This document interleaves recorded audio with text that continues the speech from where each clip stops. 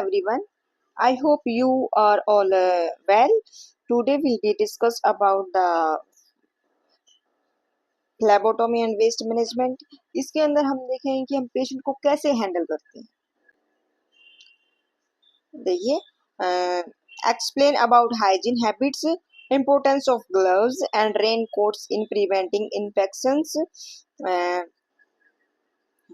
and importance of comforting patient. Identify ways inform or comfort patients. ठीक है. Next है deal with patient. Keep a calm temperament. Stay cheerful and the patient. Reduce the fear from the minds of patients. कि patient के अंदर से जो fear होता है उसको हम कैसे remove करेंगे. Clear doubts in the mind of patient. Eliminate fear. Make them feel safe. कैसे हम उसको सेफ फील कराएंगे, कैसे हम उसको कंफर्ट करेंगे. पेशेंट का सैंपल लेने से पहले कैसे हम उसको कंफर्ट कराएंगे. Work well under pressure and communicate effectively with patient. Talk to patient, patient से टॉक करेंगे. Follow safety guidelines prescribe of phlebotomist. Clear doubts and queries. Explain test procedure. Control emotions even under work procedure. Clean patient care equipments. ये हम patient के साथ कैसे है उसके साथ हम डील करेंगे. ठीक है. Covers with patient to allay fear to procedure. Types of fears in patient. Fear of injections, क्या क्या पेशेंट को किस टाइप से पेशेंट को फियर लग सकता है ब्लड सैंपल देने से पहले. इंजेक्शन से भी उनको फियर हो सकता है. Fear of injections. Fear of infections due to use syringe. Syringe से जो इन्फेक्शन होता है उससे भी उसको फियर लग सकता है. Fear due to lack of hygiene, hygiene की कमी के कारण भी. और fear in children, fear of pain, इनको कितना फियर होगा. Standard precautions. The standard of safety also includes several hygiene standards. Use of disposable syringe for collecting blood samples. जब हम blood samples को collect करेंगे तो वो disposable syringe होनी चाहिए कि पर पेशेंट हमें syringe को change करना है. Use of cleaning liquids to get rid stain and spills. जो भी stain, जो भी spills, ताकि blood वगैरह हम लेते हैं तो उसकी ड्रॉप आउट गिर जाती है, स्पिलेज हो जाती है, तो हम उसको किस टाइप से क्लीन करेंगे, वो भी हाइपोक्लोराइड से हम क्लीन करेंगे, वो भी हमारे पास अवेलेबल होना चाहिए. Use of gloves in the hands while conducting the test. हमें ग्लव्स जरूर यूज करने चाहिए जब हम पेशेंट का सैंपल लेते हैं. Use of apron while attending the laboratory activities.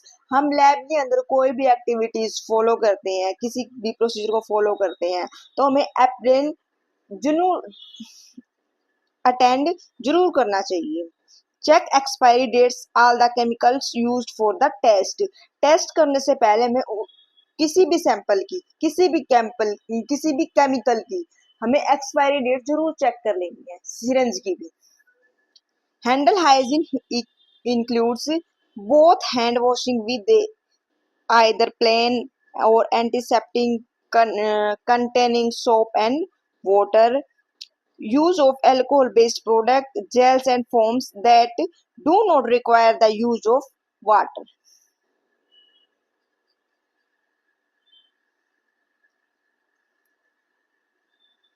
Assist the patient before, during and after collection of blood specimen.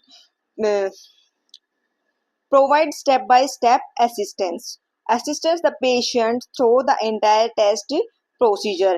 Explain the process of the test. Patient के साथ जो अटेंडेंट आते हैं उनको हमें कैसे हैंडल करना है, सैंपल लेने से पहले भी और बाद में भी. ठीक है. स्टेप बाय स्टेप हम उसको बताएंगे कि हम पेशेंट्स के मतलब बाजू से सैंपल लेंगे, ब्लड कलेक्ट करेंगे, उसके बारे में हम उसको पेशेंट को जरूर जानकारी दें. रिवेल सेफ्टी प्रिकॉशंस टेकन. उनको ये भी बताया कि हमने क्या क्या सेफ्टी यूज की है. Soothe the patient and eliminate their fears. और उनको कंफर्ट फील कराए ताकि उन्हें किसी भी टाइप का फियर ना लगे. cheer the patient with positive talk. Patient के साथ बहुत ही पोलाइटली टॉक करनी है, बात करनी है, मीन्स की उनको बहुत ही पोलाइटली समझाना है, कन्विंस करना है.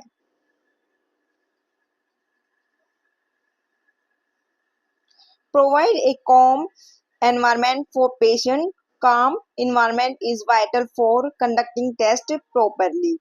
It helps the patient to feel at ease. It simplifies the test procedure for the phlebotomist. It helps to speed up the process. It eliminates risk due to lack of cooperation from patient's end. Okay. Safety and care. Safety के लिए हम क्या क्या use करेंगे, इसमें syringe की जो cap है उसको हमेशा लगा के रखना है, ऐसे नहीं छोड़ देना है कभी भी.